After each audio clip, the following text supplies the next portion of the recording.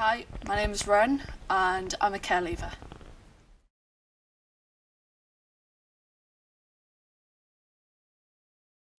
Disclaimer: this documentary is on the foster care system in Sunderland.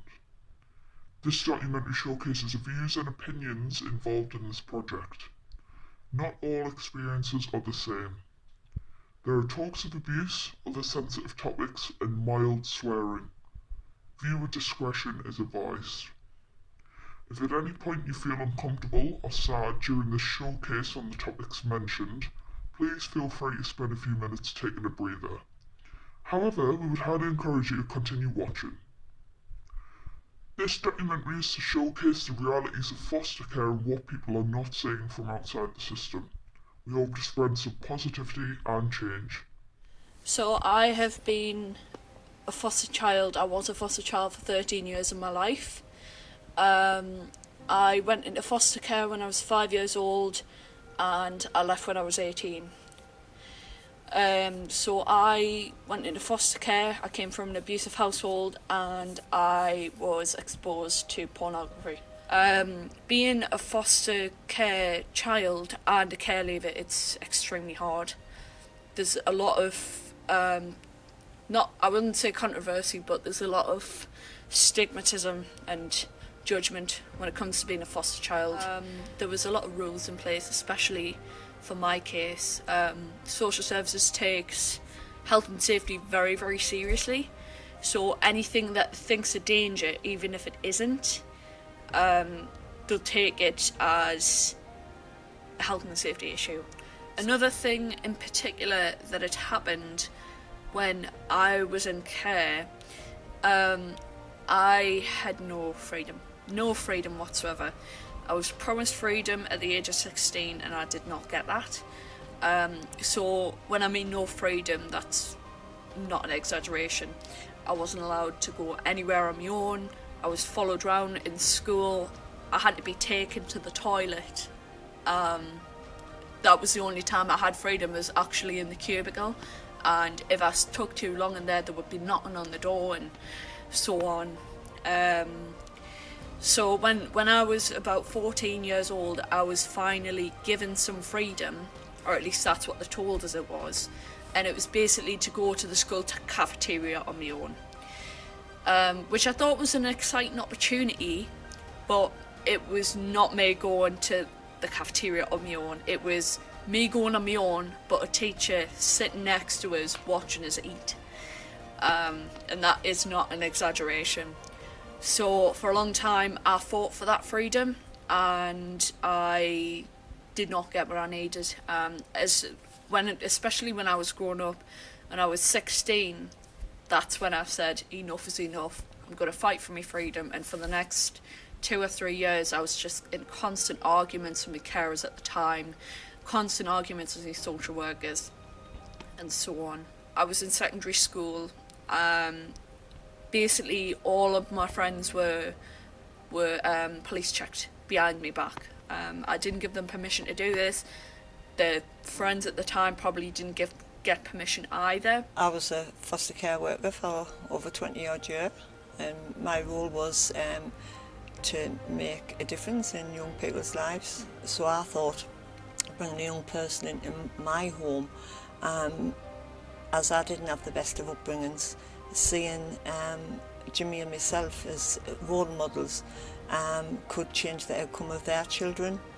And now seeing the children that I've helped raise make a difference in their children's lives, I think that was the most rewarding. When I first started, children, if they wanted to have a sleepover or wanted to go to the friend's house or anything like that, the families had to be police checked. I just thought that was absolutely diabolical. My name is David Hills. I'm Olivia's father, and obviously when Olivia was in care I was part of that, very much part of that. The whole foster system is, the care system on a whole is deeply flawed. There isn't a lot of feedback to obviously the parents, the child that's actually in care. Some of the decisions that were made were at best questionable. If I can give an example, basically that the amount of time I was allowed to see my daughter, it was just absolutely reached ridiculous levels, to be truthful. Okay, so how did the whole situation of me being in care affect you? It impacted my whole life because I couldn't really make any plans as such, which wasn't as much of a problem. But I just had to revolve my life around Olivia, around my daughter, and it's sort of like, it wasn't a problem, but I couldn't, I put my life on hold, basically. That was a decision I made consciously to put my life on hold because the most important thing to me was my daughter. My name's Christine Grief. I used to be a social worker. I was a social worker for 10 years. I justify the people receiving a service from the local authority. But no, you then have to, so you've written this whole document, and then you have to write another document to submit to a panel. So really, you're duplicating information, and this is a lot of time wasting and money wasting in social work, is endless duplication of information from one form to another. And around the table were hospital professionals, children's mental health professionals, CAMS, and myself and a senior colleague from social work team who were working with the young person. And what was so horrible about it was that everybody was trying to pass the buck. So the hospital was saying, also the family were in the meeting as well. So the family, who were going through a really distressing time, obviously, could no longer cope with having this young person at home. They couldn't keep them safe anymore. Them asking for help. So we had hospital professionals saying, well, we need them out, they're medically fit and we need the bed. And then the mental health professionals all sat and looked at their laptops. Not one of them looked up, I think there was about 3 of them, not one of them looked up and engaged in eye contact with anybody else around the table. And they all just sat there and said, well, it's not mental health. It's not mental health, so it's not our responsibility. So studies show that care experienced people are 4 times more likely to deal with mental health issues, more than they would if a child was living with their birth family.